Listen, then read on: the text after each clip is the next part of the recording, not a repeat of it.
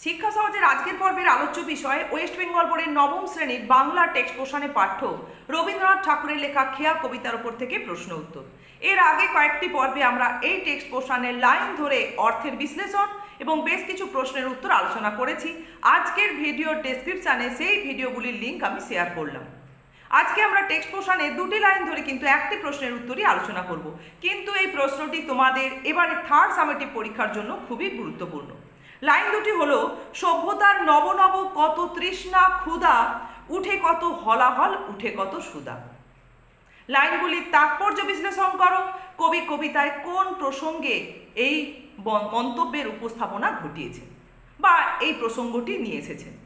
4+1 এর মান। তাহলে প্রথম অংশের উত্তরটা আমরা কিভাবে বলবো দেখো। কবি রবীন্দ্রনাথ ঠাকুর ব্যক্ত করছেন যে রাষ্ট্রশক্তির উত্থান পতনের মধ্য দিয়ে কিন্তু মানব সভ্যতার ইতিহাসের নানান পর্যায় রচিত হয়ে চলেছে।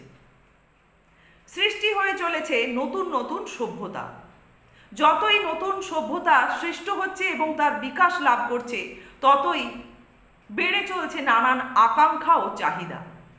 সভ্যতা প্রতিনিয়ত সেই সমস্ত অপূর্ণতাকে পূর্ণতা প্রদানের জন্য যেমন সচেষ্ট, তেমনি আবার নিজস্ব ক্ষুধা তৃষ্ণা চরিতার্থ করবার জন্য কিন্তু তৎপর হয়ে রয়েছে।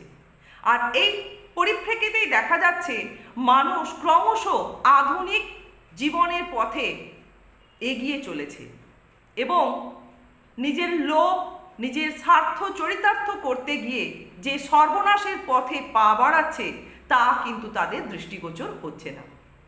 এই প্রসঙ্গেই কবি কবিতায় হলাহল ও সুধা এই দুটি শব্দের উপস্থাপনা ঘটিয়েছেন।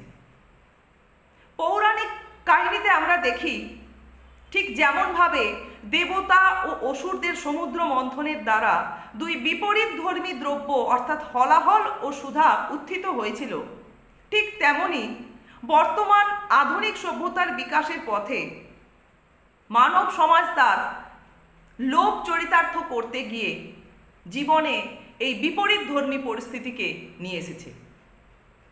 কবি ব্যক্ত করছেন যে সভ্যতা দর্পী মানুষদের সংঘর্ষ এখানে হলাহল স্বরূপ, আর সভ্যতার আগ্রাসনে বা অগ্রগতির ফলে মানুষের জীবনের সমস্ত রকম অপূর্ণতাকে পূর্ণতা প্রদানের প্রচেষ্টা বা প্রয়াসই হচ্ছে অমৃত স্বরূপ।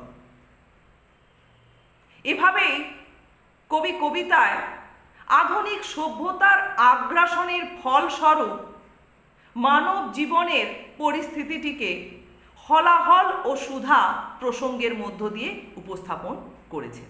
ব্যাস, এটা গেল প্রশ্নের প্রথম অংশের উত্তর। এরপরে কবি কবিতায় কোন প্রসঙ্গে এই মন্তব্যটি উপস্থাপন করেছেন, যেটাতে 1 বা 2 থাকতে পারে।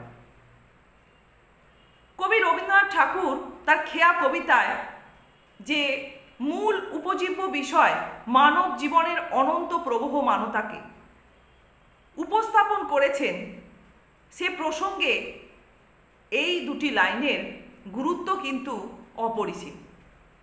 কবি মূলত বোঝাতে চাইছেন এখানে সভ্যতার বিকাশের পথে মানুষ যতই সর্বনাশের পথে পা বাড়াক আর যতই তাদের জীবনের অপূর্ণতাকে পূর্ণতা প্রদান করুক না কেন, মানব জীবনের অনন্ত প্রবহমানতায় এর কোনোই প্রভাব নেই।